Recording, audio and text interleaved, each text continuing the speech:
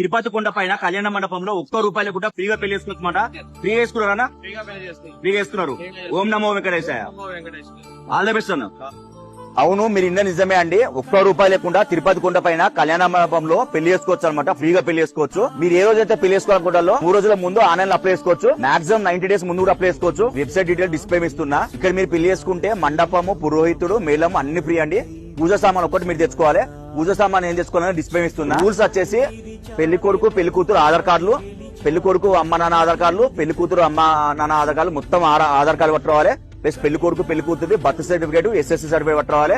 Plus ఇద్దరు తహసీల్దార్ నుంచి unmarried certificate పట్టుకోవాలి. ఇన్ కేసు అబ్బాయి గానీ అమ్మాయి గానీ ఎవరైనా పేరెంట్స్ లేకపోతే ఆ పేరెంట్స్ వాళ్ళ డెత్ సర్టిఫికేట్ ప్లస్ గార్డియన్ పట్టుకొని రావాలి. ఇప్పుడు చెప్పిన డీటెయిల్స్ అన్ని మీరు ఆన్లైన్ లో సబ్మిట్ చేసిన తర్వాత ఒక సెట్ జిల్లా తీసుకొచ్చి ఇక్కడ ఇవ్వాలి. ఇక్కడ పెళ్లి చేసుకోవాలంటే మాత్రం అబ్బాయి అమ్మాయి హిందూస్ అయి ఉండాలి. అమ్మాయి ఏజ్ 18 years ఎబో ఉండాలి. అబ్బాయి ఏజ్ 21 years ఎబో ఉండాలి. ఇక్కడ పెళ్లి చేసుకున్న తర్వాత పక్కనే మీకు సబ్ రిజిస్టర్ ఆఫీస్ ఉంటది. అక్కడ పైసలు కట్టి మీరు మ్యారేజ్ సర్టిఫికేట్ తీసుకోవచ్చు. పెళ్లి అయిపోయిన తర్వాత మ్యారేజ్ కపుల్ కి వాళ్ళ అమ్మ నాన్నకి మొత్తం 6 మందికి ₹300 దర్శనం ఫ్రీ అనమాట. 6 లడ్డులు కూడా ఫ్రీ. తిరుమల కొండ పైన పెళ్లి చేసుకోవాలంటే అదృష్టం ఉండాలండి నిజంగా. ప్లస్ టీడీ వాళ్ళు కూడా చాలా అంటే చాలా గ్రేట్ అండి. ఎందుకంటే ఇక్కడ రోజు కొన్ని వేల పెళ్లి అయితే ఫ్రీగా ₹1 కూడా ఫ్రీగా పెళ్లి చేసుకోవచ్చు. చాలా గ్రేట్.